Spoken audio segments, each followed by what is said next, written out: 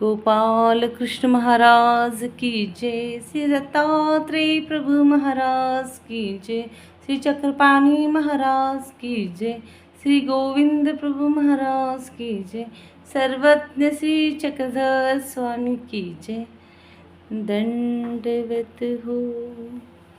तर चला, तर आज आपण लीळा चरित्राला सुरुवात करणार आहे आणि माझ्याजवळ आहे श्री माहीन भट संकलित लीळा चरित्र. माझ्या लीळा चरित्राचं नाव आहे लीळा सौरभ आणि यातील पहिली लीळा आहे श्री दत्तात्रेय प्रभू मार्गादिमूळ निरूपण. तर आपण ह्या लीळेला सुरुवात करणार आहे. दंडवत हो.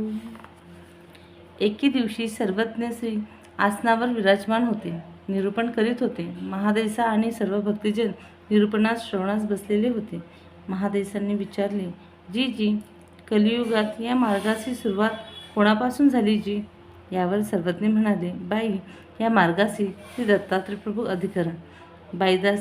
महादेसांनी विचारले, जी ते कैसे?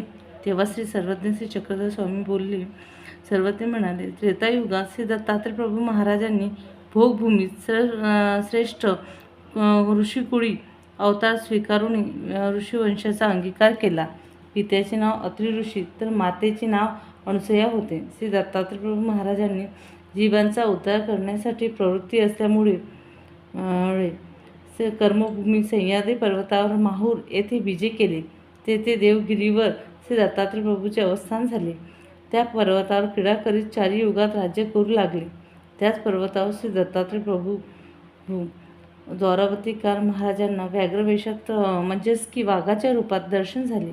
त्यानिमित्तानं द्वारावतीकार महाराजांनी श्री दत्तात्रेय महाराजांना ज्ञानशक्तीचा स्वीकार केला. पुढे श्री द्वारावतीकार महाराजांचे दर्शन श्री प्रभूंना झाले. त्यानिमित्तानं श्री प्रभू बाबांनीही द्वारावतीकार महाराजांकडून ज्ञानशक्तीचा स्वीकार केला. मग श्री प्रभू बाबापासून आम्ही ज्ञानशक्तीचा स्वीकार केला आणि आमच्यापासून तुम्हा सर्वांना असे म्हणून सर्वज्ञाने श्रीकराने सर्व भक्तजनांकडे निर्देश केला. हो का जी? म्हणून महादेसांनी सर्वज्ञाच्या श्री चरणावर मस्तक ठेवले.